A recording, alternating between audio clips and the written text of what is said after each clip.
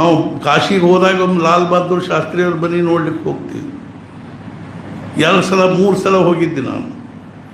2ನೇ ಸಲ ಹೋದಾಗ ಅವ್ರು ಹೇಳಿ ನಿಮ್ದು ಏನಾದರೂ ಒಂದು ಅಭಿಪ್ರಾಯ ಬಂದು ಕೊಡ್ರಿ. ಅಗದಿ ಸಾದಾ ಮನೆಗೆ ಸಗಣಿಲೆ ಸಾರಿಸೋ ಮನೆ, ಕಟ್ಟಿಗೆ ಹಚ್ಚಿ ಅರ್ಥಾತ್ ಅಡುಗೆ ಮಾಡುವ ಒಲಿ,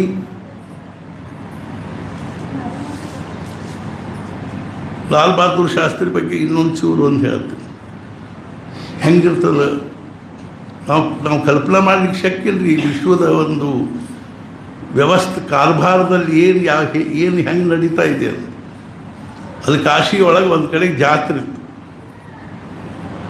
ಅಲ್ಲಿ ಬಹಳಷ್ಟು ಜನರು ಜಾತ್ರೆಗೆ ಹೊಂಟಿದ್ದು. ಒಂದು ಸಣ್ಣ ಬ್ರಿಡ್ಜ್ ಮೇಲಿಂದ ಹೋಗ್ಬೇಕಾಗ್ತಿತ್ತು. ಒಬ್ಬ ಹೆಣ್ಮಗಳು ಒಂದು ಸಣ್ಣ ಒಂದು ವರ್ಷ ಸವಾ ವರ್ಷದ ಕೂಸಿನ ಕರ್ಕೊಂಡು ಹೋಗ್ತಾ ಇದ್ರು. ಹೋಗುವ ಹೊತ್ತಿನಾಗ ಗದ್ದಲದೊಳಗೆ ಕಿಕೆಯಿಂದ ಕೂಸು ಕೆಳಗೆ ಬಿತ್ತು. ಕೆಳಗೆ ಗಂಗಾ ನದಿ. ಧರ್ಮ ಸಂಯೋಗದಿಂದ ಏನಾಯ್ತು ಅಂದ್ರೆ ಆ ಬ್ರಿಡ್ಜಿನ ಕೆಳಗಿಂದ ಒಂದು ತೊಪ್ಪಲು ಪಲ್ಯದ ನಾವು ಹೊಂಟಿತ್ತು.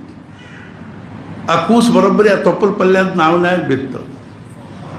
ಬಿದ್ದ ಕೂಡ ಅವ್ನು ನೋಡಿದಾಗ ಅವ್ನಿಗೆ ಎಷ್ಟು ಆಶ್ಚರ್ಯ ಆಯಿತು, ಆನಂದ ಆಯಿತು. ಒಂದು ಗಂಡು ಕೂಸು ಸಿಕ್ತು ಅಂತ ಅವ್ನು ತೊಗೊಂಡು ಹೋಗೋ ತಯಾರಿಯಲ್ಲಿ ಈ ಹೆಣ್ಮಗಳು ಬೊಬ್ಬಾಟ್ ಮಾಡಿ ಅಳ್ತು ಕರೆದು ನನ್ನ ಕೂಸು ಬಿತ್ತು ಅಂದ ಕೂಡಲೇ ಪೊಲೀಸರ ತನಕ ಹೋಗಿ ಪೊಲೀಸರು ಕೆಳಗೆ ಬಿದ್ದದ್ದನ್ನು ಮತ್ತು ಅವರೆಲ್ಲ ನಾವು ಇದನ್ನು ಮಾಡಿ ಕೊನೆಗೆ ಒಂದು ನಾವನಾಗ ಸಿಕ್ತು. ಅವ್ನು ಕೊಡ್ಲಿಕ್ಕೆ ತಯಾರಿಲ್ಲ. ಆಕಿ ಅಳ್ಲಿಕ್ಕೆ ಹತ್ತಾಳ.